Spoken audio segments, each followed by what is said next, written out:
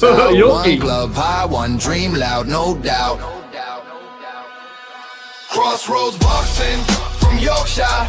Turn the lights up, turn the mics on. Fighter interviews, keep your guard up. When the truth hits, Crossroads boxing from Yorkshire. From the first ring bell to the last big split, pro boxing from Yorkshire. Good evening, guys. Even yeah, I wasn't ready for that. That was quite quick. Intro. That. I know. We need to get the longer intro because that tune's sick. By the way, I'm buzzing. Is that all 25 seconds is? Yeah, Ricky, she's been lying to you. Your ass knows what 25 seconds is, Ricky. That's what I was getting at. No, thank you for joining us, guys, whether it's tonight live or when you catch up on YouTube later on. Thank you for joining Crossroads in Boxing with myself, CJ SP8. Hey, it's changed my name to Spate, not SP8, and all my tagging shit. Oh, that's your problem. That's your fault. Right. That's your fault. Anyway, name like that. moving along. Eric ARF, he's got his tag and everything. I'm not good enough for anything like that. Ricky, the Hands of Stone, Ricky Hand, he's got his tag and everything. Obviously, I'm not good enough for any of that. But we are the team. We're here tonight. We're going to tell you the truth, guys. We're doing it a bit ad hoc. We're doing it a bit freestyle because we were supposed to have a guest tonight, a special guest in Izzy Asif, but he's dropped out, unfortunately, due to commitments. But you are still going to have a banger of a show. Controversial is key. We're on it tonight, guys. So let's hit this show hard. Eric, take it away, man. Yeah, there's plenty to talk about, really. There's so much going on. This show, like CJ said, we haven't planned anything, so we'll be going left, right, centre, off topic a lot, but join us and let's have a laugh. I want to know where the other fucking plans are for the other shows now, to be fair, because I ain't seen one plan. I thought this whole show were winging it anyway, so if there's a fucking plan, I want to see it. Well, the plan wasn't for my son to come in here while I'm doing this, but get to bed. Let's get you rock on then. Oh God. Yeah, there's plenty to talk about. We can go last week, the weekend shows. Obviously, you had Conah Walker versus Pat McCormack. Sorry if you can hear a child squealing in the background. We had Peter McGrail versus Shabaz Masoud as well. The week before that, we had Jeamie TKV beating Frazer Clarke for the British heavyweight title. Also on that card was... I've lost now. Who else was on that card? It was the Shabaz Masoud, Ferreira, Fisher. It wasn't the card. I'm on about Ben Whittaker. Sorry, Ben Whittaker as well. Yeah. His first fight for Matchroom, and plenty of PED talks and whatnot's happened in boxing. So let's go for it. Ricky, where do you want to start? B-Rock Clothing. That's what I'm waiting for. Oh, God. Listen, you're in charge. Why are we waiting on me for this? Right, we'll see. You're the main man. We'll see you after this.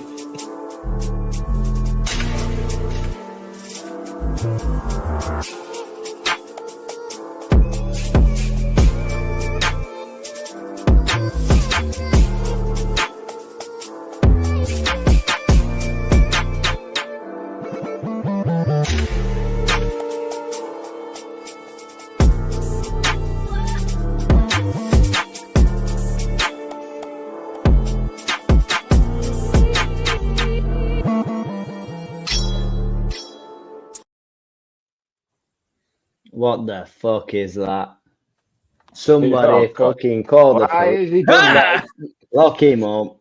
Yeah, we don't do I'm not that. having that shit. That's one team in Yorkshire we don't support. Don't talk disgusting. Anyway, Ricky, we'll go with you. Where do you want to start today? Where are we starting? Where are we hitting it off from? Let's just. I'm just literally just having a quick Google because so much has happened over the past few weeks with work and boxing. We'll go with Ben Whittaker's card. I'll read out a couple of results that I don't want to touch on. Alfie Middle Miss over Angel Gomez Paul Molly McCann beats Ebony Cotton. That weren't too bad of a fight, to be fair. Ibrahim Suleiman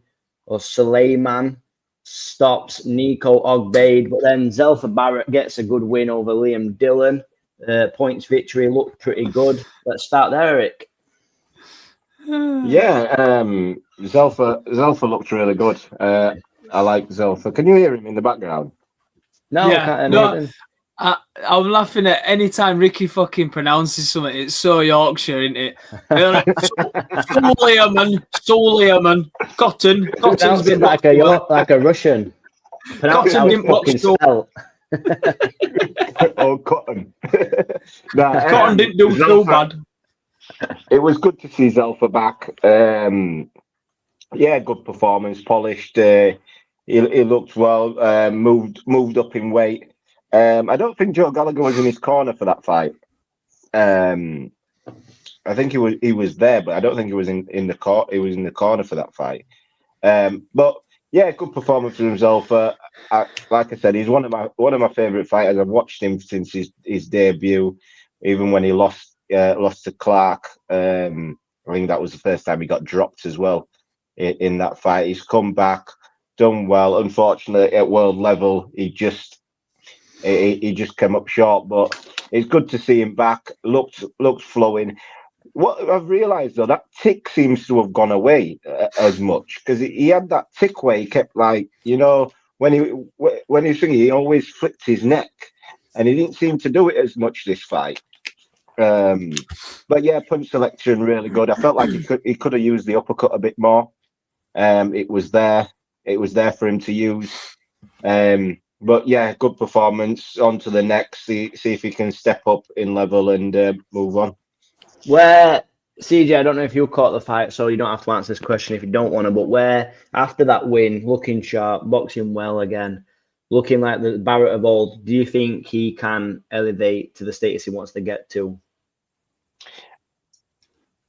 Is that me? Eric took a breath. Wait. I didn't know. That's the reputation he was on a fucking rant, that. I didn't know. No. Go on, CJ. I've said that piece. Oh, thank you. I didn't watch it. No, I'm joking. He did well. He looked well. I do think Zelfa can get there. I think the thing that I like about Zelfa, not the only thing, but I do think the thing I like about Zelfa, maybe what the public like, is he does have an air of vulnerability about him, that he can be beaten, he can have off days, he can not turn up at the office. And then he's also got that equalising power that we've seen before. I think that's what we said on the last one, Eric, in it, about that Donovan back in COVID. Yeah. You know, when he needed to pull it out of the bag, he pulled it out of the bag. Do I think he can get to world level, or is there? I don't think he's quite there at the minute. I do think if he has the right opponent in front of him and he turns up, yes, I do think he could be.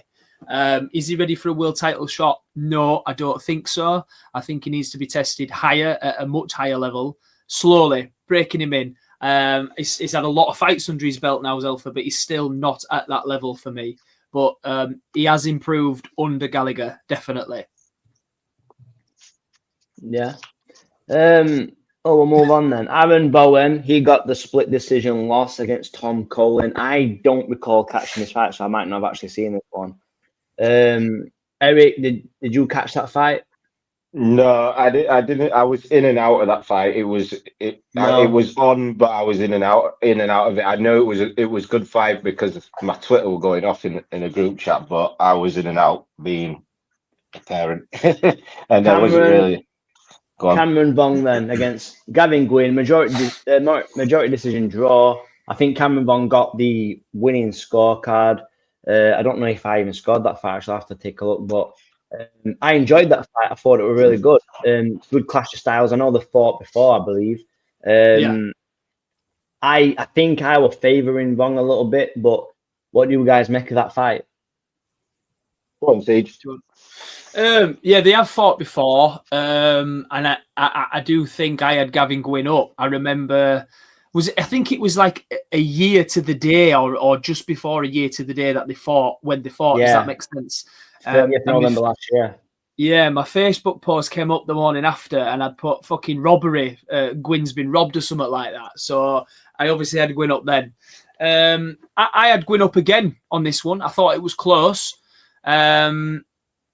Just to one of them or the styles that just gel nicely. Vong's got a lot to learn. Gwyn is at his level. You know what you're going to get with Gwyn. Every single time. He's tough. He comes forward. Gary Lockett obviously trains him to the bone because he's fit as a fiddle. I mean, the engine on the man is absolutely crazy. He's hard as a coffin nail. Vong, for me, showed no power. And he doesn't. No. For Vong's team and Matchroom saying now this is a stepping stone, and you do get your tough stepping stones, there's no question about that. We saw that with Conor Young in his career when he boxed that Payno. Payno's at the same level now, but Conor struggled at that time. I think Vong is going to go on to improve, but he does not have the power to finish people or even make people back off, and that is a worry. You know, we know what we're getting out of Gwyn. Is that all we're going to see out of Vong early in his career? That's what I'm going to say. The thing about that as well is, like you say, as he steps up in that caliber of opponent, he's got to have that punch and power to be able to keep these guys off him. Otherwise, he seriously is going to struggle. So the man needs to get to the gym, get some strength training in, and get more rotation and more sit down on those shots a little bit more. So about being a great boxer, if you can't keep them off you, it's proven over the years you will be found out. Eric, what do you think? Yeah, I thought it was a good fight. Close. I wasn't mad at the draw. I really wasn't mad at the draw because I felt like Gwyn did enough for a draw. If he was going to lean anyway, I'd have leant towards Cameron. Cameron sort of nicked a round or two late on to save him, really. I think maybe he nicked a ninth round or something like that, because the early rounds, Cameron boxed really well. He boxed really well. The first 2-3 rounds, boxed really well. Gwyn was coming in, but getting touched up. I think after 3 sort of changed, Gwyn got a round back. Then Cameron, and you thought, all right, Cameron will take away. Gwyn gave his best. Cameron's come back, won the round, and then after that, I just felt like it was Gwyn. He was putting the pressure on. Cameron looked tired. His punches wasn't having an effect on Gwyn's forward momentum. And I felt like maybe a late round, he really dug in. I think maybe the 9th round, he really dug in Cameron and won that round. And when they did a draw, I wasn't surprised. I felt like it was probably the best for both guys.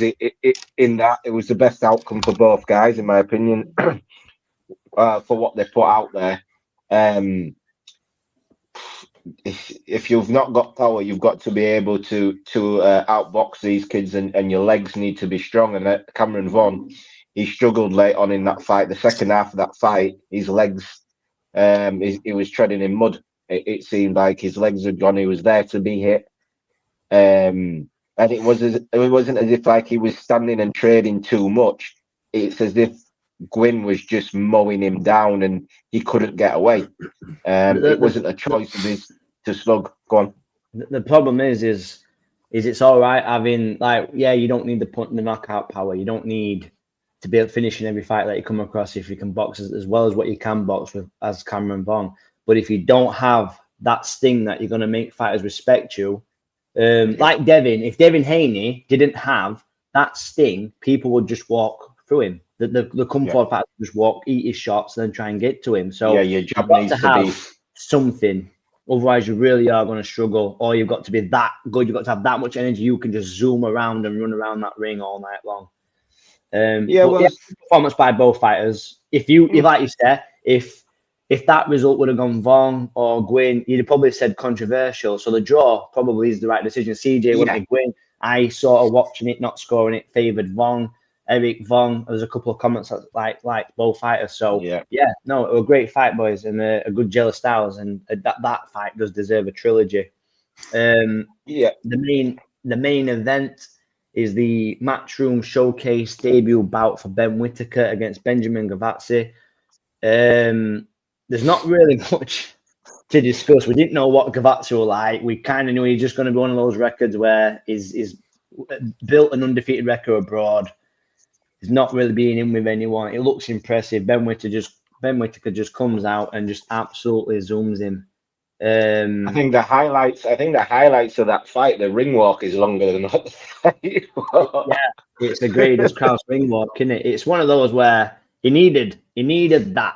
Like, he had to look that impressive, and it did just that. It was brilliant. It was brilliant matchmaking and promotion under Eddie and for me. I'll be honest with you, it's exactly the same as what they did with Boots when Boots moved up to 154. They put an opponent in there with that is going to make the record looks good. You need to go out there and do your job. The promoters, your team, your management, they did their job by getting you a guy who's not of the level, but with a good record. And Ben Whittaker did it, and that's what he needed after coming away from Boxer and all that shenanigans with the Liam Cameron having to fight him twice. He needed that. He needed that air of "I'm back." He needed that backing, and yeah, good performance. It's not much you can take from the performance, to be fair, but he slept him, and the knockout was fantastic. I'll say that. CJ, he got the win, he got the knockout, he did it in style. He got called out as well by the guy that was supposed to be on tonight for greatest Kraus. Is that a fight that you could see being made next year? Now, Eric doesn't think so. He don't think it makes sense, but we've had that discussion. We think they're roughly not far off the same level. Yeah, I know Izzy was that was going to be one of our main points of getting on at him tonight. Yeah. I know Izzy was calling for that fight. I can see why Izzy and the team, Kraus, want that fight. Whittaker's a big name, regardless of what he's achieved or hasn't achieved yet. He is a big name. He's selling tickets. He's controversial. He's all over social media. I can't see it happening, truthfully. I think it's the right fight, Ricky, like you say. I think it's perfect. I think they're at that same point. The difference being Whittaker has the bigger promotion, the bigger team behind him. He's got the pedigree background. Truthfully, I don't know Kraus's amateur background, so I can't speak on that. But obviously, Whittaker being an Olympian, I'd love to see that fight. It won't happen. I mean, Gavazi on paper looked a fantastic fight. You know, he had a great record on him, knockouts on it, but it was padded. Do you know what I mean? Records are for DJs. There was no one on there. There was no one there of any substance whatsoever. We need to see, going back to our last fight, we need to see Whittaker fight a Gwyn, if that makes sense. We need to see a real tough, not journeyman, gatekeeper, if you like. We need to see him put in the trenches. Go on, mate. Did he not have that in Cameron, though? I suppose the Cameron fight was a bit of a shock. I think Whittaker probably underestimated Liam. Liam put up a brilliant performance. We then saw what happened afterwards. There's tales of Cameron's not had the greatest camp on the second time. We'll never sort of know on that. We need a real tough fight with rounds in. Yes, Cameron gave him a tough fight, but I also don't think Whittaker was the same. Maybe the camp wasn't right. I'm not sure. There's a lot of ifs and buts in the Cameron section of his career. Yeah. So I'm just thinking there, what you're saying is he needs that guy who could put him on his ass, see how he responds, how he recovers, how he takes that shot. Liam Cameron. We need to see pressure, putting him under pressure. He needs that. We need to see test. A Cameron-esque fight again to put him to the kosh and to see how he reacts this time. I think personally, I mean, I don't think it'll happen because it's too soon. If the Kraus fight ain't going to happen, this ain't going to happen. But a Dan Aziz would be perfect. I think Dan Aziz is probably a little bit too more seasoned for Whittaker at the minute. But down the line, that's the fight I would be looking for. He's out very soon as well, isn't he, Eric? Yeah, him and Richards are fighting in Ghana. Yeah, in Ghana. Yeah, I think it's Is it Nigeria? Nigeria. Ricky, we need to pull some comments up. I think, lads, we've got about 40. Yeah, not a bad shout. Yeah, but before we just go to comments, I don't think Whittaker fights anyone like that. I think Eddie showcases him in America, gets him some American opponents who they know, because Eddie wants to build his next superstar. That's his mission. His mission is to build the next superstar. It's all about pay-per-view buys and eyes now for Eddie. I think for me personally, I think Whittaker should stay where he's at, as in the British level fighters go through that scene, because you've just beat Cameron twice. You've gone away, you've changed promotion, you've done that. I think going through the likes of Dan Aziz, Craig Richards, you've got Willie Hutchinson, you've got all these guys who've got names in Britain who he can be fighting, but I don't believe Eddie will do that. Anyway, let's go to the comments. What do you think? No, go on. You can pull them up, guys. Sorry, mate. Siege. I meant Siege. Go on, Siege. Do you think? Libster up the Yorkshire lads. Hello, Libster. Thank you for tuning in again, mate. You're always here. Is that our Dan? Is that Dan? That's our Dan. Yeah, that's Dan. Yeah. That's Dan. Big up, Queen's Dan. Park You're all right, Rangers pal. Fucking Doylem. Hey up, Jack. How are we, son? Boom. Jackie G. Wems. Am I saying Wems, that right?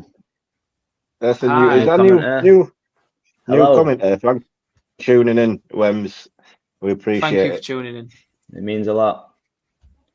Cormac Dillon. Jack's the Cormac Dillon. He tagged him on the boxing league the other day, and he didn't. He said, "Don't forget to do this," and he didn't even do it. So we fucking forgot, didn't he? I didn't do it. Dan. Oh my God. That's to do with your Leeds top. Yeah, of course it had to be. It's all it could be. We have George Gabriel Palmer. Gabriel Palmer, hi. Hello, Gabriel. Thank you for tuning in. Thank you. Wagwan. Jackster. Big Trey in the building. Trey, top man. Thank you for all your chances and opportunity. And we've got Red Corner Boxing, Mr. Neutral, and Jams. Thanks for tuning in, guys. Who else we got? I edged it. They edged it. Vaughn. Jack had it. Gwyn. First fight and draw this time. Yeah, a draw's not. I don't think a draw was bad. A bad decision at all. And we don't normally say that about cards. No, I think a draw for Gwyn was a win really after that first fight. Yeah. Gwyn did better in the first fight. Who's that? Day in the headlights at times. Oh, we get that a lot.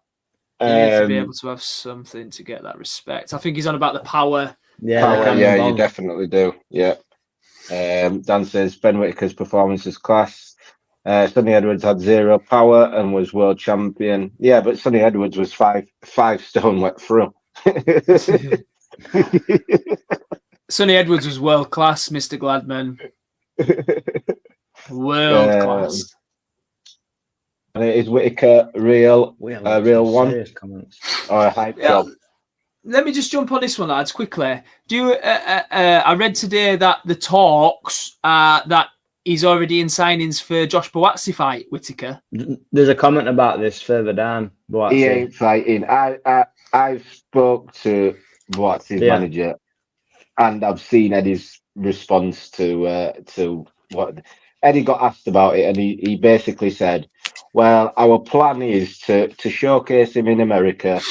Buatsi wasn't really the level we were stepping to. They are not going to take that fight yet. Wait, I just want to have this out now because I think this will piss Eric off. CJ, answer this. Do you think so you go for performances, right? That performance we had with Buatsi, does Whittaker beat that Buatsi?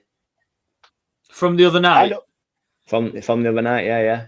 Right. Does he beat that Buatsi? I would say it was less of the performance from Buatsi wasn't a good performance, but you also had a guy who didn't want to fight. You had a guy who didn't want to fight. Yeah, it's two different. Does the younger, fresher, the faster fighter against that Buatsi that was so flat-footed, not really throwing one shots, not really committing, not really being able to work out his opponent, does Whittaker defeat that Buatsi? I don't think Ben Whittaker beats Buatsi yet. I don't believe he beats him yet. I think Buatsi's lost his fucking firepower, man. I don't think his guns are working at the minute. I've Do you know when we're talking about that punch test? Trainer. It's got to be trainer. It's got to be. It's a great test. It's a great test for that. For me, how Buatsi fought before he went to Virgil Hunter. That Buatsi doesn't lose to any of these guys. The Buatsi we've got now, I don't know what's going to happen. I generally don't know what's going to happen.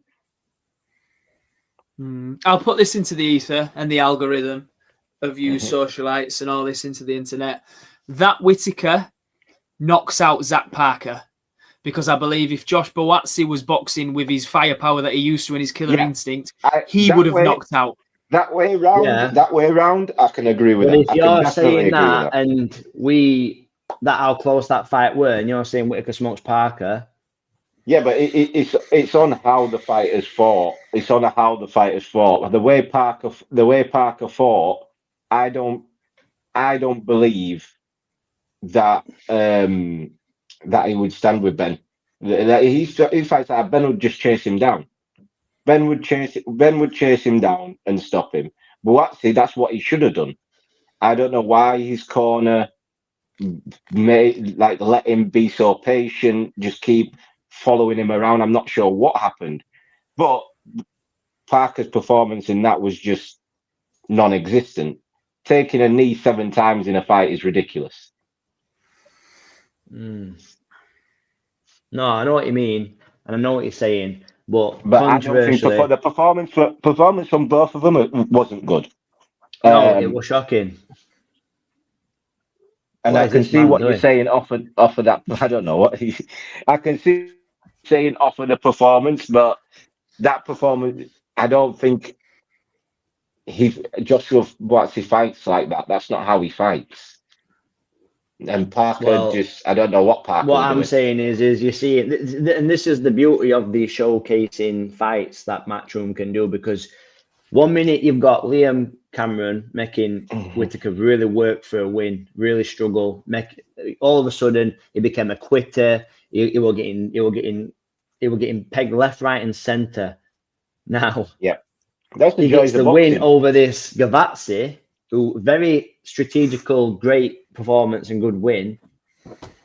And now all of a sudden we're throwing him in with names with Buatsi, who, over the years has performed at a very high. Didn't get to the level we wanted him to get to a degree, but now we're also putting Whittaker straight away in that mix that we wouldn't have put him in last year. That's how good I don't think Whittaker belongs at that level yet. I think the likes of Dan Aziz and Craig Richards is still a hard fight for him. A very hard fight for him. Massively hard fight. And it's proven that Joshua Buatsi is levels above the likes of Craig Richards at this point, and Dan Aziz.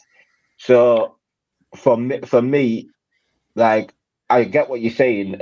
Just a performance like he put on of what was it, 45 seconds or a minute and 45 seconds or something. People are automatically going to put him in or put his name in with people who's had a bad performance. You know what I mean?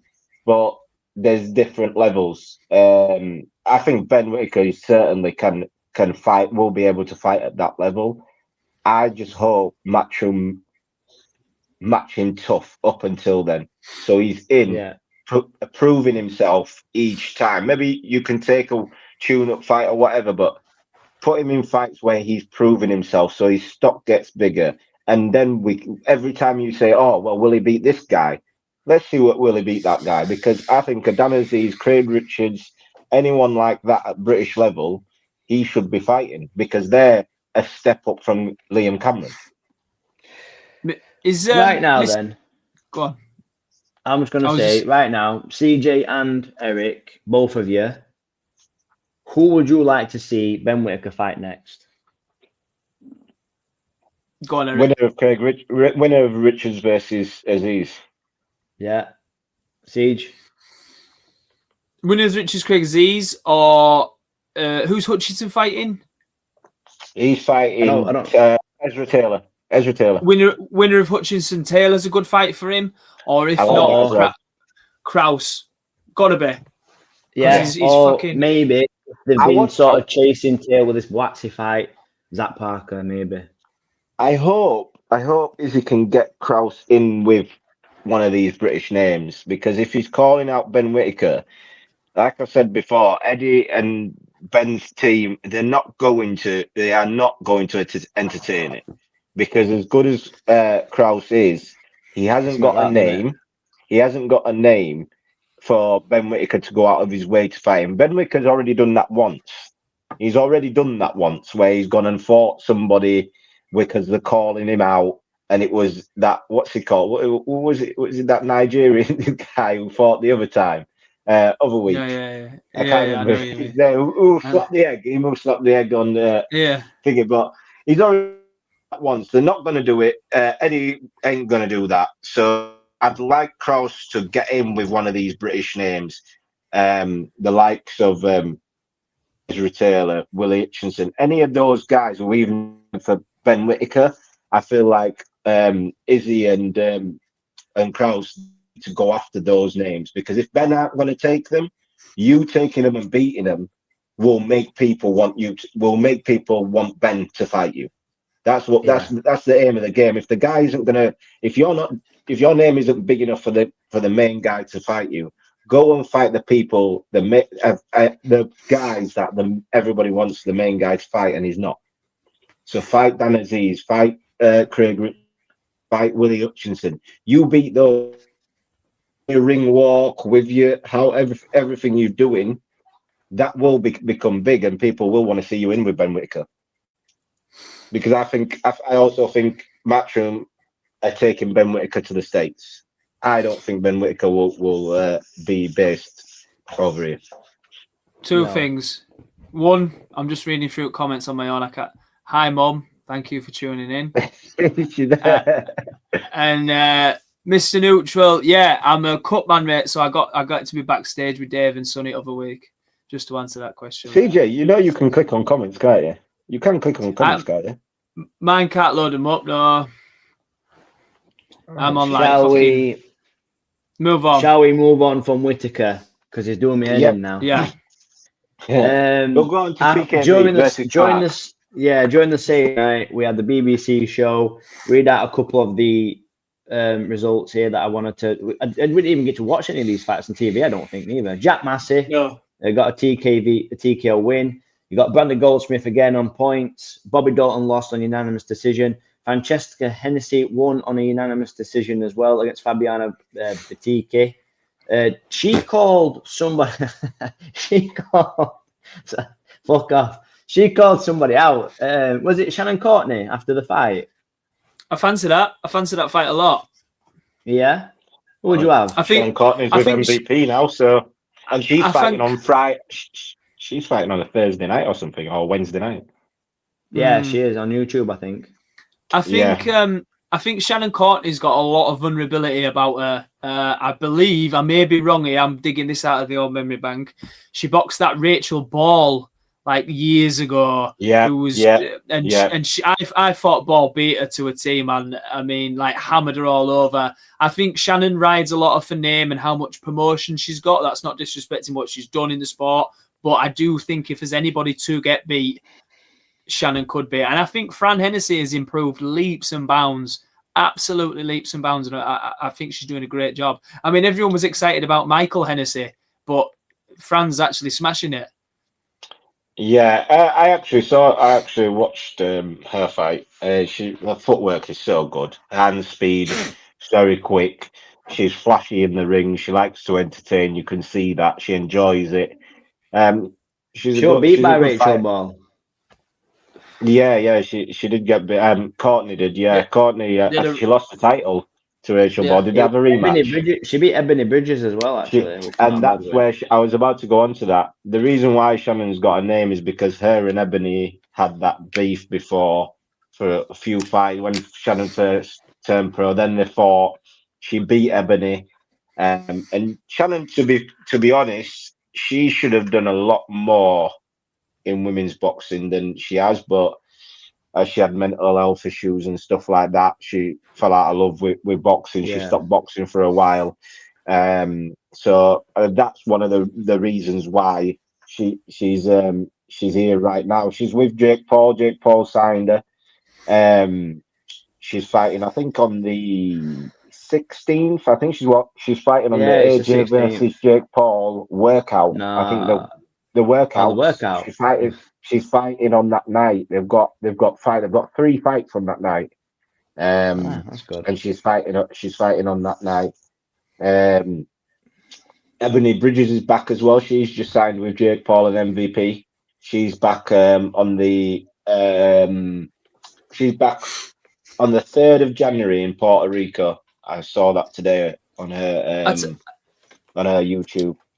I tell you what I will say, guys, is I'm a massive pusher, promoter of women's boxing. When years and years ago, I was lucky enough by England Boxing to be granted to be a Yorkshire Talent Pathway coach for a female team. We took a squad. We took the best in Yorkshire over to WHITKER Box Cup final in an all-female tournament. So I've always been a big believer, a strong pusher of women's boxing. Jake Paul has done fantastic things for women's boxing. You can say what you like about him, think he's a cock, whatever, but credit where credit is due. He is giving a lot of limelight and a lot of money to the sport for women. So hats off to him for that. He's doing a great thing for him. Well, his last 3 signings, his last 3 signings, or 2 signings anyway, he's got Ebony Bridges, he's just signed. He's also signed Caroline Dubois, he's just signed as well. So I think I was going to ask Izzy as well. I think it seems to be MVP and GBM that seems to be really focusing on the ladies at the moment. MVP are obviously signing the established women in the game, the world champions, the ones who's been there, seen it really, and GBM getting them from the grassroots. They've got a lot of young female talent coming through their doors as well. So yeah, like I said, CJ, you think about him, I've always said as a promoter, he's a very good promoter in boxing, a really good promoter. And now what he does for the ladies and the cards they're on, and how he even promotes them, the promotional videos and stuff like that, what they get is brilliant. Fantastic. For him. Absolutely Fantastic. Brilliant for him. Yeah. I want to move on from Jake Paul because he's I don't like the guy. Main event: Frazer Clarke versus TKV. Disappointing result in Clark's perspective. I thought TKV boxed really well, did really well. Split decision. Did any of you guys have it close? Did any of you guys see it the other way? Also, Frazer Clarke losing this fight for me. Does he get off the domestic scene, or is he sort of stuck there now? TKV can really push on over that after Adelaide, maybe hopefully get the Adelaide rematch for him. But what happens with Frazer Clarke now? And did you think there was a split decision there for him? No. Where we go? Who are we asking, Rick? Go on, Eric. I'll go. No. It wasn't a split decision at all. I don't know what the judges was scoring or doing. After three rounds, Frazer Clarke did nothing. He did not win a round after 3 rounds for me. He tried to bully a guy that is used to being lent on, used to people having weight on him. He tried to bully him and he gassed himself out.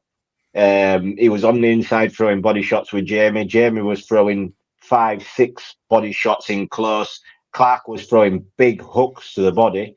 There was landing, but it was only 1s and 2s. It wasn't really. Jeamie was allowing him to do it because he was working as well on the inside. And we've for Clarke's gas tank, it's not the best. And yet again, it proved that. I think his corner was absolutely awful. The 11th round, at the end of the 11th round, when he went back to the corner, Angel Fernandez, everybody in that arena could see Frazer Clarke could barely stand up. Angel Fernandez said to him, I'm going to stop it. Frazer, being a fighter, saying no, but not really responding to the instructions of the corner or responding to what the corner was asking him. He was looking down. Even when he came back out, I felt like the referee as well, I think because of who it was, with it being Frazer Clarke and it being obviously the BBC first show, Ben Shalom and stuff like that, I think they tried giving him the benefit of the doubt, but that fight should have stopped. He shouldn't have made it to the end of that round. And it was only because TKV was also gassed himself that he was winging shots in that he wasn't setting up. But yeah, I don't think it was a split decision at all. No, I agree. I thought TKV seemed to be too much for him. That comment underneath, I'm not even going to try and pronounce your name, but thank you for tuning in. You know, why can't you pronounce that? It does not like Inoue. Why can't you pronounce that? I don't know, it's a troll. It's some troll. Hey, listen, if you is it an Inoue guy? Listen, we know we've made it. We've made it. That We've is- got a troll. That is Simon in Japanese, guys. Just so you know, you need to get a bit more. Wait there, no, cultural. he's got a name. Wait, Kazuya. Hiya. Hayuk. Kawa. Oh, Hiya. great! Go on, Ricky. Kawa. Go on, Ricky. Hiya, Kawa. Kazuya. Hiya, Kawa. Mate, I am shit with names, me. I thought you was playing high. I thought you was playing fucking higher all over the cards, then, mate. Higher. Fucking hell. But no, Red Corner Boxing. Siege. Red Corner Boxing said David Adelaide would beat both of them in the ring at the same time. I disagree. The thing is David Adelaide, he had that chance for TKV, we're getting his head boxed off, and only because I think it was Bob, what's he called now? Bob Williams. Bob Williams kept smacking fucking TKV's hand down, and Adelaide twatted him one, and that was game over.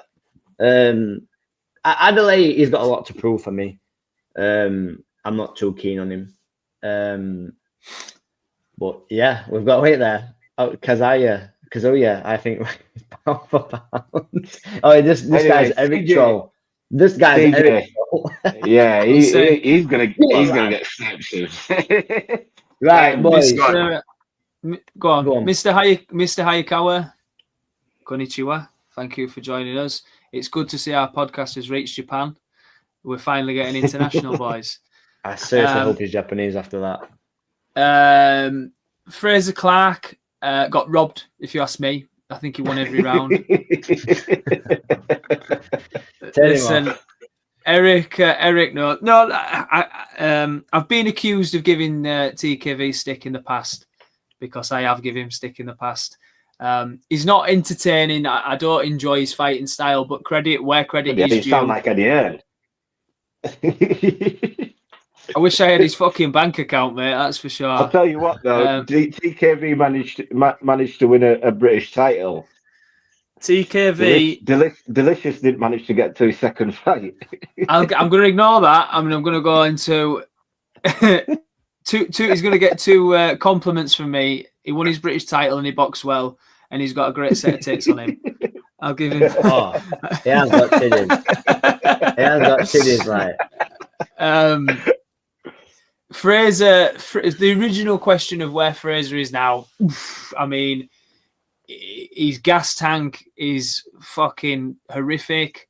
There was just nothing in there. But what I would like to say is that the last round, before he went into that last round, his corner man was saying to him repeatedly, Frazer, look at me. Frazer, are you listening? Frazer, Frazer, Frazer. And he didn't reply or respond or look up once. So that's bad corner man from me. I would have pulled my fucking fighter straight out of there because he could have quite easily. Everyone likes to see a knockout and it's the heavyweight boys, okay? But he could have quite easily been knocked unconscious. And from the past, from what's happened with him with Fabio, I just thought that was absolutely shite cornering. I wanted to say that. Yeah, Thank you so much. Yeah, no, let's move on, boys. Let's move on to last weekend.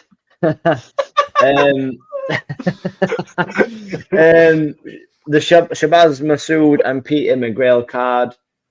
First up, we had Sean McComb against Hugo McAleef. I really thought Sean McComb turned up, did a really good number.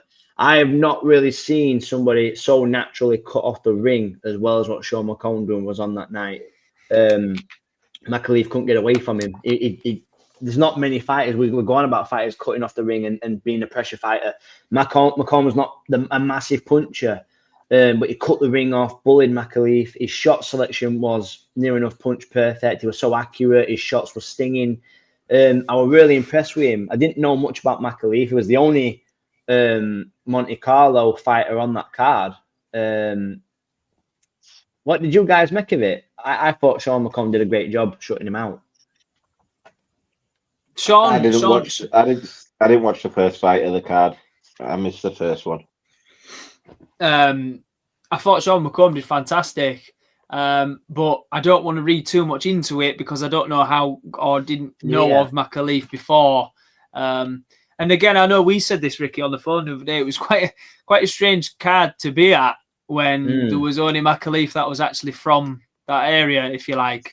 But yeah, he did well. He looked sharp. Fantastic footwork. I don't know where he goes from here in sense of who's next in line or what they're planning from him, but I'm excited to watch him go again. Definitely. Eric, you didn't catch it, so I'll move straight on. Conah Walker, Pat McCormack. Pat McCormack. Are we not talking about what's her name? This fight was next. This fight was next, weren't it? Oh, was this? Yeah, so this one next one. So I didn't even realise that it was. I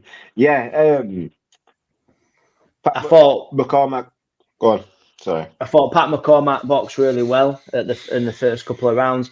Conah Walker pressing him, pressuring him, landing the shots early, doing the damage. It was very back and forth all the way through this. I had Pat McCormack slightly up. I think it was by like one round going into the 12th.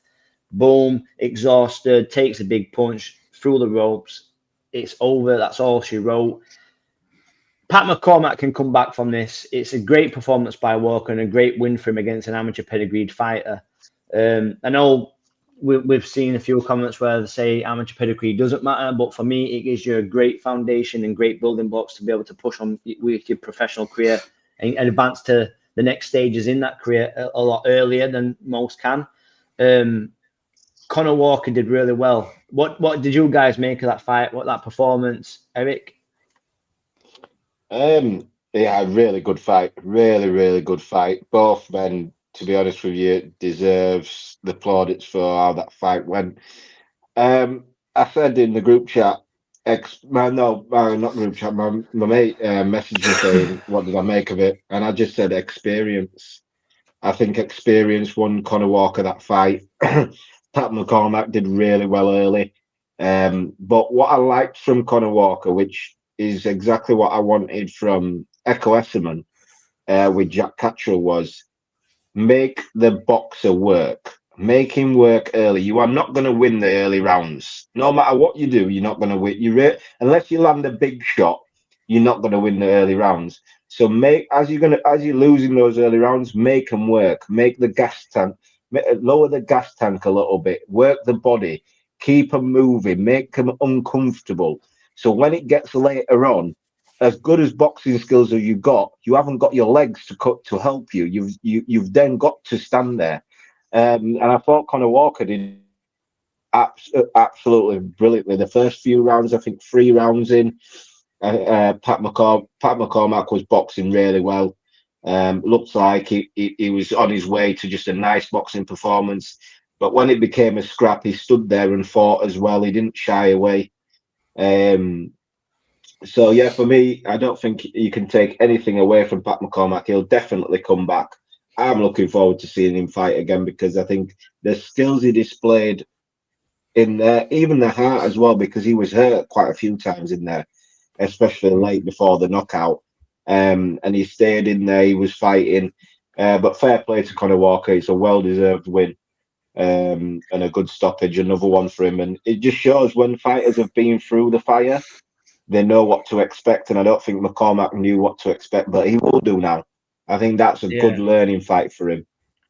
Yeah, 100%. So I had Pat McCormack, 105, 103, winning to that 12th round siege. I thought his boxing skills were the difference maker at the time. But Conah Walker did prove in the end far too much for him when it came to the pressure, and it exhausted McCormack. Big learning lessons for both fighters. I've been watching McCormack and his brother since the British Lionheart days on Box Nation. Where do you see, for elevation wise, then Conah Walker for his profile siege, how much good does that do for him beating the likes of somebody as Pat McCormack? But also, how do you see Pat McCormack rebuilding? Easily. Firstly, shout out to the Berkeley boys. That them amateurs that they have made up there are no fucking joke, man. The McCormack brothers, Joe Laws, all French. Is it Callum French? They have made some seriously tough boys up there. Pat comes again. There's no doubt in that. He has put up such a good performance again against a really tough and seasoned Conah Walker, who's absolutely excelling with his team, Jamie Moore and Travis and Dave Allen. He just got taken into deep waters, lads, and there is no shame in that whatsoever. Conah could do that. Not to say Conah isn't going to go further, but going back to what I've mentioned with Gavin Gwynn and Vong, you will get that performance out of Conah every single time he steps in that ring. Pat's never had that. Pat's never been dragged to the trenches. It won't take much rebuilding whatsoever. It wouldn't even surprise me if they put him straight into another tough fight after he's had a bit of a rest, because Pat's got a fantastic pedigree. Like you've just said, Ricky, he was a British Lionheart. He did fantastic in there. He's got nothing to be ashamed of. He just needs to come back and go again. He's young enough. He doesn't need to rebuild. Just come again. For Conah, fantastic for his career. It's always amazing for someone to take on a prospect and actually get that win when there's so much promotion behind him and a strong team. I don't think the fight would happen again. I can't see Pat's team taking it. I think I would avoid that. I don't see the benefits from it. Doesn't make sense.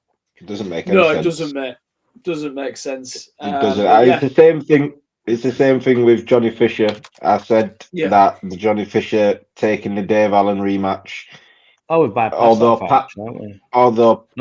Pat didn't get away with a win, I think certain fights are tough at this level that you don't need to run it back, because even the Ben Whittaker versus Cameron, I didn't really want Ben Whittaker to run it back. I didn't think he should have done on his part, because you could have moved on. It was just the drama surrounding it he needed to clear up. But yeah, Pat McCormack doesn't need that fight again. Conah Walker will probably fight, I think someone said it here, Crocker for the world title as a defense for Crocker. I think they fought before, and Crocker came out on top just. So I think that's a good reward for Conah as well, coming off his last 3 performances. A title shot against Crocker, which is probably the easiest shot at a title you're gonna get at this point at welterweight. So I think he certainly deserves it from that performance. And yeah, we did forget about Johnny Fisher. What did you two make of Johnny Fisher? Well, we didn't actually, because it was the next fight on. Right, the next one now. Johnny Fisher's comeback war for me a disaster, really. I thought legitimately he got knocked down in that first round. I thought it was hurt. He was hanging on for dear life. Against somebody again that was an unknown puncher. Almost like it was almost set up like the Ben Whittaker Gavazi fight. I thought he showed his level in there currently, and I think he's going to need a bit more learning, a bit more work before he can elevate to the heights that originally they thought he was going to propel to. And I kind of think with Eddie Earns after fight interview, he sort of mentioned it as well about Johnny Fisher getting hurt and being sort of one punch away from being back to where he were. So Siege, I don't know if you agree with that, but I thought a bit of a disaster for him, really. Yeah, really, really disappointed in it, to be honest with you. I was excited. I was really looking forward to seeing the Johnny Fisher with Tony Sims. Now, obviously, Tony Sims runs his fighters into the ground for fitness levels, which is something Fisher's always needed. I thought his style would have changed completely. I thought he'd have been a lot more composed. No, he went in there as Johnny Fisher does. Bull in a China shop, Romford bull in a China shop. And yeah, he got caught. He looked daft. It was a legitimate lockdown for me because the knockdown that counted for Fisher, a couple of rounds on, Fisher pushed him. You seen him actually push the man down to the floor. He was lucky. He was lucky and he got away with that one. He's not going to get away with it when he steps up his performances, when he steps up his opponents, sorry. Fisher, for me, after that performance, struggles with all of our domestics. TKV, Adelaide, I'm not, Ward is no miles above. He's a world champion. Yeah, you know what I mean. But domestic wise, what you mean. He struggles with every single one of them. Reactpor's on it at that level still currently. Reactpor will absolutely 7 shades of shite out of Fisher. Exactly. So for me, he's probably Southern area level currently. Even the stoppage, the guys, I don't know what you two thought of the stoppage, but for me, I felt like those 3 knockdowns, it just, the timing of the knockdowns for me was after 3 rounds, and this guy somehow got gassed from just hitting Fisher, by the way.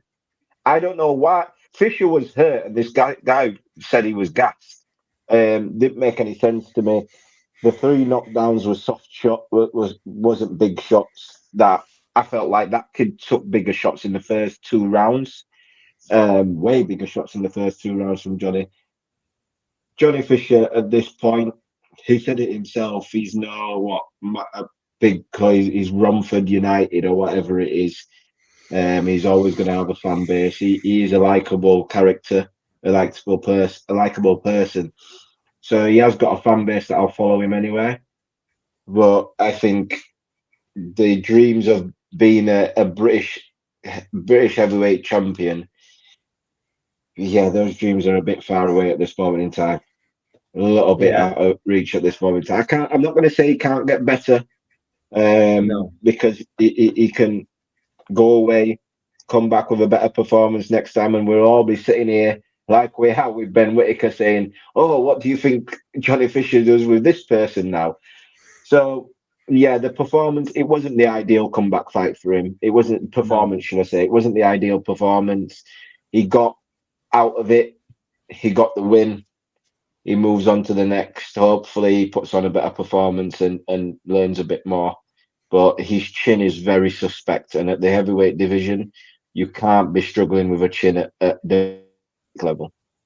It's not just the chin; it's also the way you recover in the same space as well, which we've seen with likes of Terry Harper. You can get to those levels, and if you cannot recover, you're going to struggle. Yep. But yeah, he's only 26. He can rebuild. Beatrice Ferreira versus Elise Turan. Now, CJ, we had this on the phone. I would like to test, and I want to see if Turan's got a dick. Repeat what you text. I want to see if she's got a dick. Don't repeat it. Do not repeat what you text. She is an animal.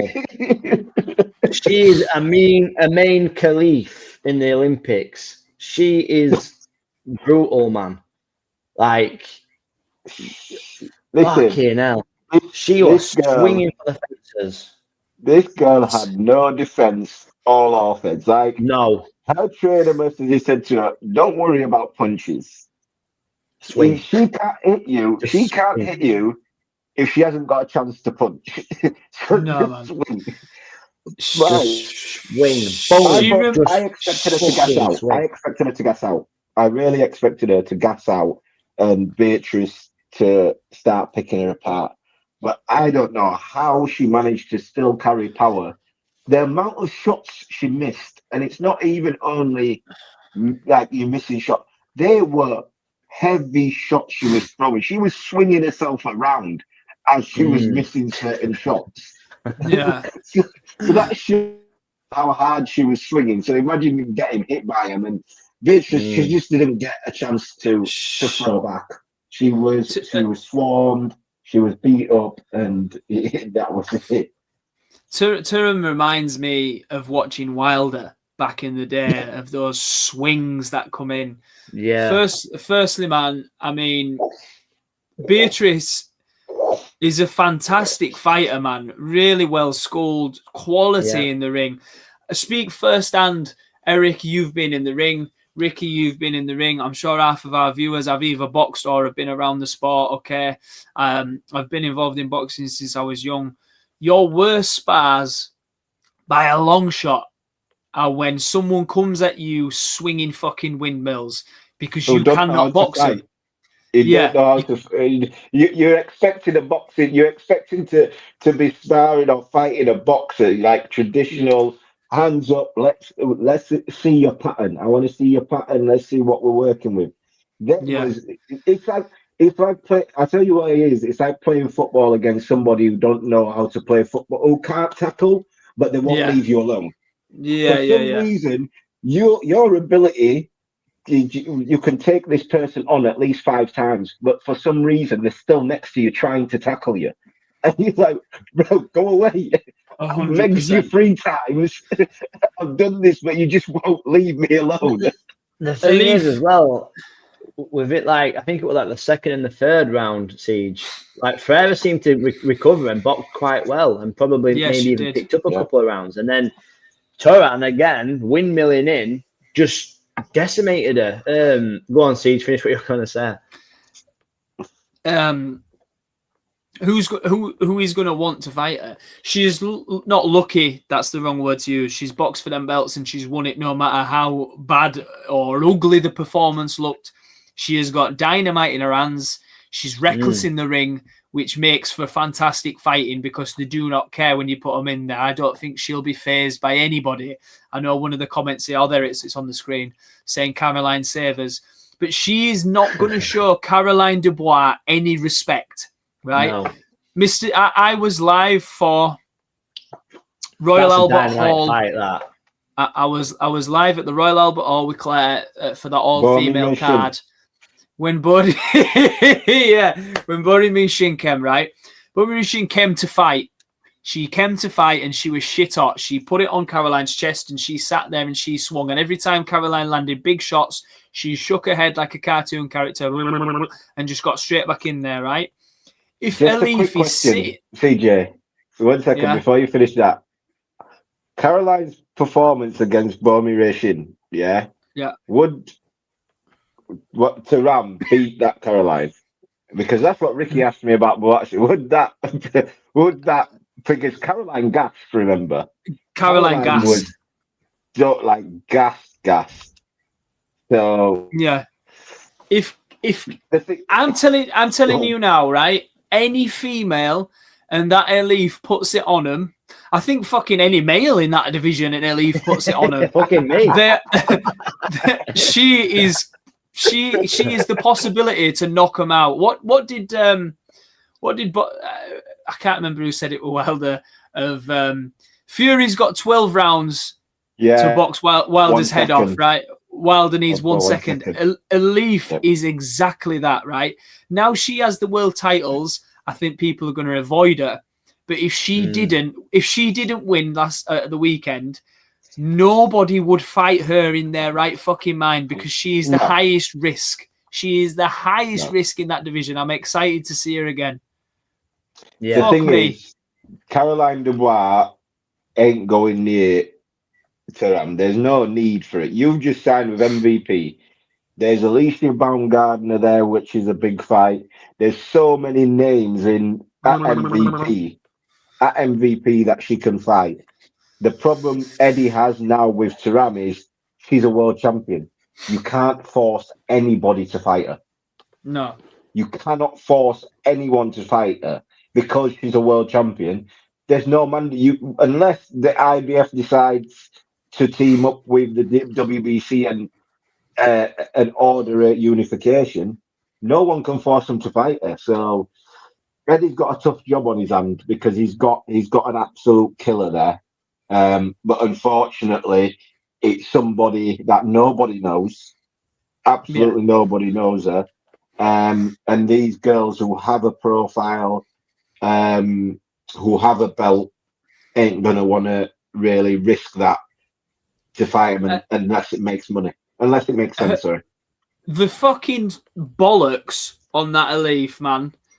Those big peachy bollocks. Because big balls that she's got. These fucking hell, what a fight. I mean, I was well excited for that, man. I mean, she cannot box for toffee, but she is as hard as a coffin nail. She can fight. Oh, she can fight. Oh, she can fight. Anyway, main event. Is that main event next? Oh, it's the main event, boys. One we've been waiting for. Shabaz Masoud versus Pete McGrail. I scored this fight early rounds. I think I had the first round to Shabaz, the second and the third to Pete McGrail. I thought this was a very back and forth fight, lads. I thought Shabaz in certain areas of the fight looked really well boxing. Them uppercuts that he were landing as Pete McGrail kept dipping. It was timing that uppercut perfectly at times, and it was picturesque. It was some really great uppercuts. Now, Pete McGrail's movement, his work rate all the way through all the 12 rounds, I thought were really impressive. His movement early in the fight, when we're hopping and skipping, reminded me a little bit of Hatton. When Hatton used to move like that, but without as much ferocity. I scored this fight to Shabaz. I thought Shabaz won it. I do think Shabaz should have been deducted a point in the 12th round for a punch to the back of the head, which is what Peter McGrail was deducted, I think, in the 10th round, 9th round. Yeah, that was something similar. That was more not as obvious. Now that would have closed up 2 rounds. Peter McGrail was warned a few times for that. Yeah, he were before he got the point. Shabaz, I know Shabaz's was. It was clear cut. It was clear cut. It was too clear for my liking. No, for me, that's a hard warning. That if you've not been warned at all in the fight, it's an hard warning, especially in a close fight like that. For the referee just to take a point to even things up when McGrail had plenty of opportunities. Not, you know what I mean? He had plenty of warnings of low blows and about behind edge shots. So, but to take a point off Shabaz, I know it was egregious. I thought it was a bad foul. I thought it was stupid more so than dangerous. I thought it was really stupid from him. What really impressed me throughout that fight was how Shabaz could pick his punches and his shots, but also the way he could switch so naturally between southpaw and orthodox. I thought he was able to do that, move around. You're taking my talking points. I thought he was able to move around so elegantly, switching as he did. Peter McGrail, though, great. This was a great fight, guys. I thought the styles gelled so well, and any other night could have gone any other way. These two guys will fight, and it will be an entertaining fight each time. Pete McGrail can hang his head high for me, and come again. If he does think he were robbed, then it's something that they can revisit. But I thought the right person won the fight, and I was entertained and enjoyed it a lot.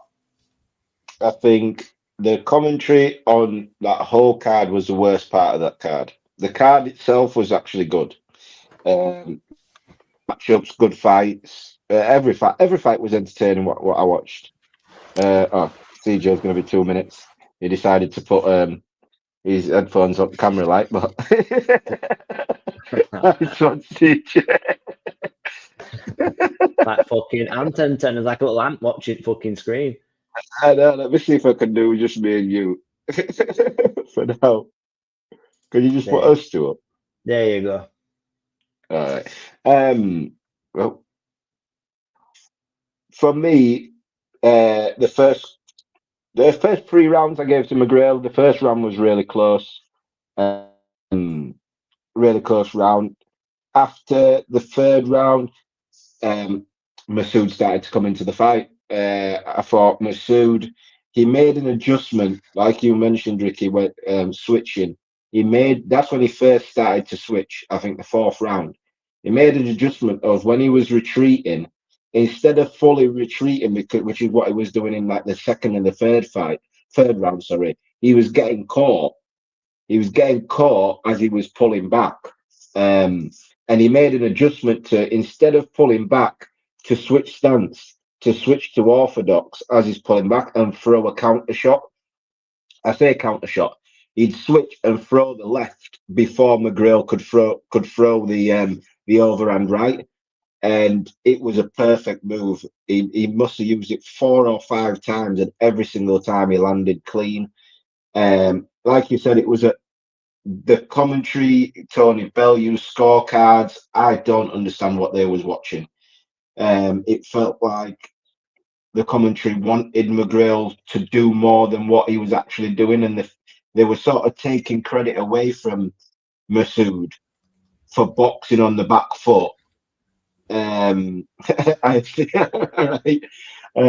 Yeah, they were taking credit away from Masoud for boxing on the back foot because he wouldn't trade with, he wasn't standing and trading with McGrail, which I didn't like. I thought it was a bad taste.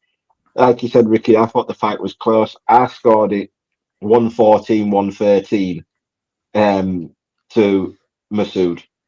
That's how close it was. The point deduction for me made it that way. I think if McGrail didn't get the point deduction, it's a draw. We've lost it was a really. Can you hear me? Yeah, we've got you back, brother. We've got you back. The what I found strange was we end. It's a close fight, right? And regardless of commentary, I did find this strange anyway. To be fair, I did turn the commentary down because as much as I like Sonny Edwards as a boxer, a commentator, when I've seen him ringside, he can sometimes really annoy the life out of me with his shouting and he gets really excited for stuff, especially when one punch lands. He's like, "Oh!" and I just think, "Fucking calm down, son." But no, what I found strange was when it got to like the championship rounds, as we call them, Shabaz Masoud took his foot completely off the gas, and he gave, for me, those 2 rounds away. He looked like, whether it were tiredness, exhaustion, or what, I don't know, but for whatever reason, he must have been confident to give those away. He felt McGrail was frustrated. I think he could feel McGrail was frustrated and was missing. So it was kind of let me win over the judges and the crowd at this point, because for like 3-4 rounds, McGrail was just missing, and Masoud was just piecing him up. And like you said, he did take his foot off the last 2 rounds, and that's why I've got it so close. Because he allowed McGrail to get back into allowed it. him to come back. Yeah, he allowed McGrail to get back into it. I think had he have kept doing what he did in the 9th and the 10th round, just boxing, keep using your hands. He stopped punching in the 12th round. It was like he was just holding. He just wanted to hold for it. I'm not sure why he did that, but a good fight. I wouldn't mind seeing a rematch. I don't think Masoud's gonna give a rematch because he wants to move up. He said he's tight at the weight. McGrail, that's his 2nd loss, so there's going to be a little bit of rebuilding with McGrail. I don't think it was a bad performance. I do think he did too much movement in the first 3 rounds. Maybe he was so on it on the first 3 rounds. I feel like he thought he could get Masoud out of there, and when he didn't, there was no plan B.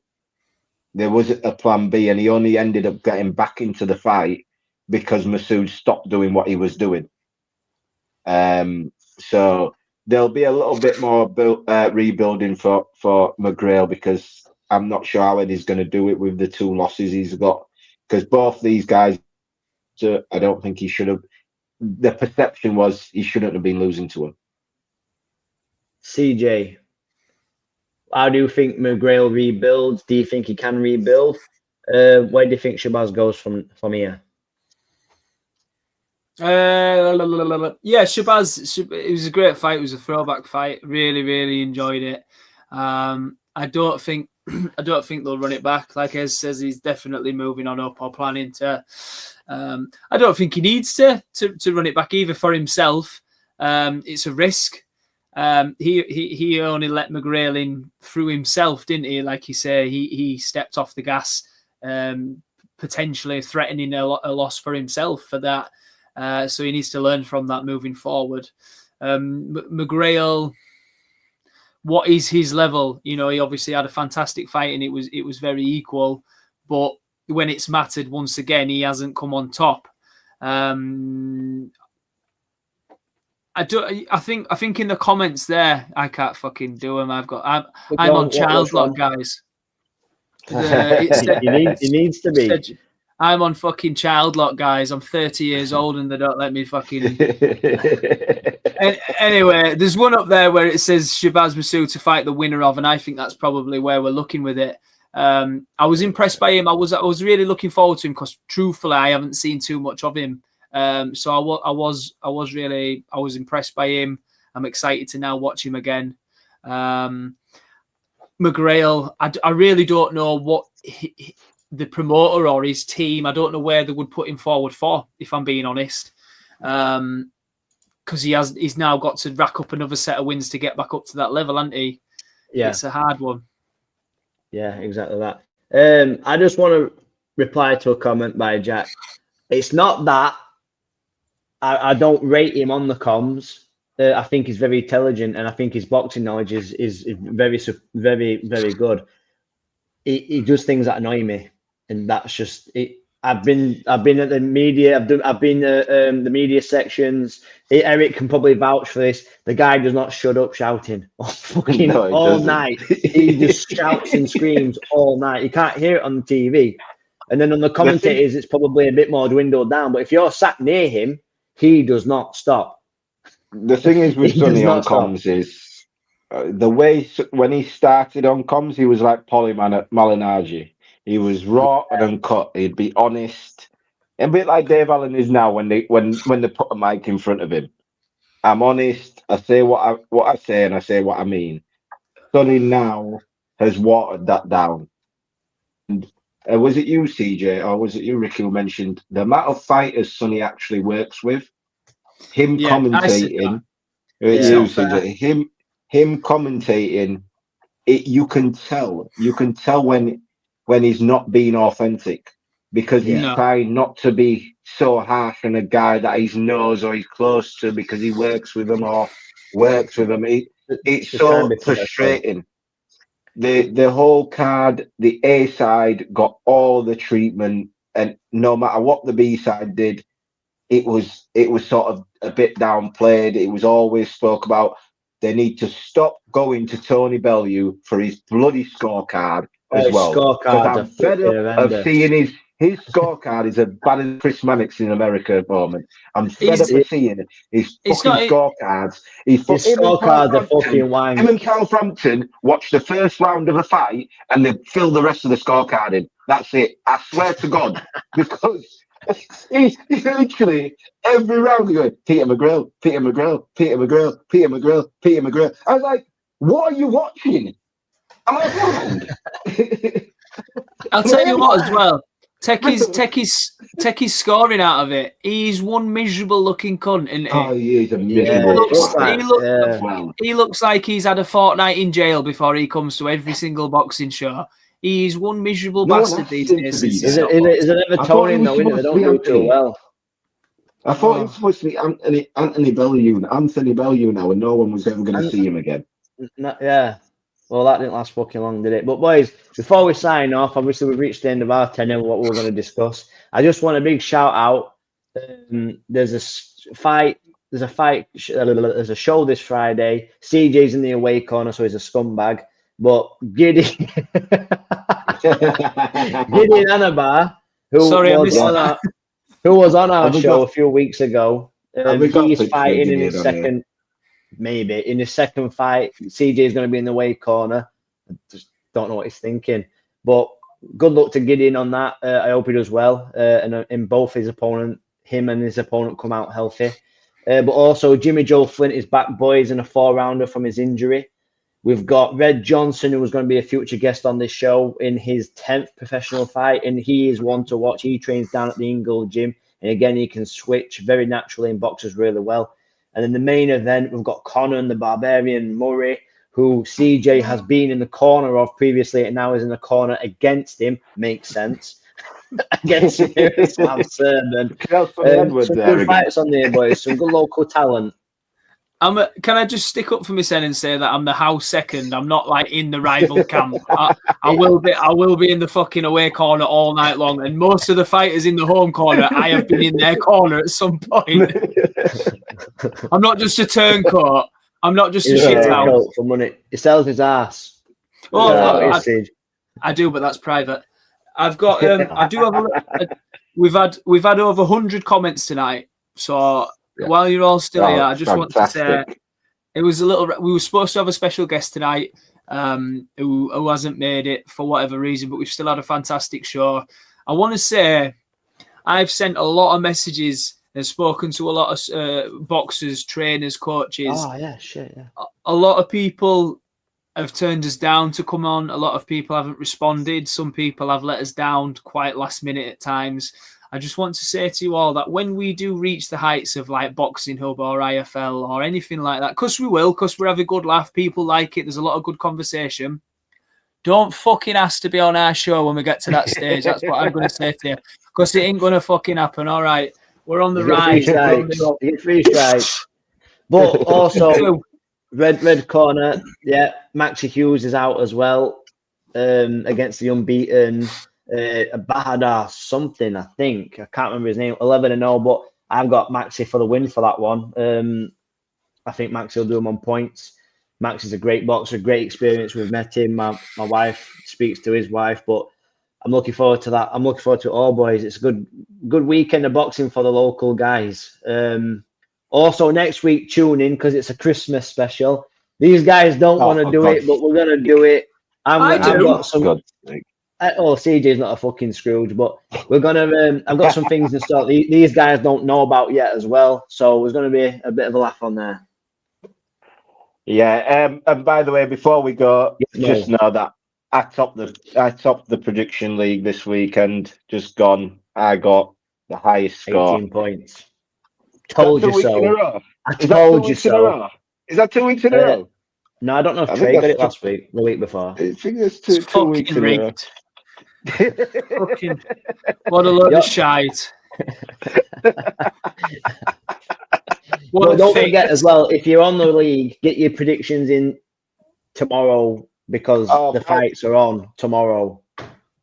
Yeah, by the way, Dan, I just want to say live on air, when Jake Paul versus AJ comes up on the prediction league, I don't want to see you put AJ down to win because all this Jake Paul has a chance. You are not allowed to pick AJ in this fight. No, can I fuck? You are not allowed to pick AJ. No. You stick with Jake Paul. This is Dan. This is Dan. Bye. Sorry. I'm going for AJ now, guys. Nah, you know what? Today we didn't end up with the interview we was looking forward to. It's been a good show, boys, and thank you to everyone, new and old, tuning in. Please like the video, share the video, and come back next week. We'll be here. Do you know what that reminded me of? Do you remember? Do you remember Little Britain where he goes, "We write the theme tune, sing the theme tune."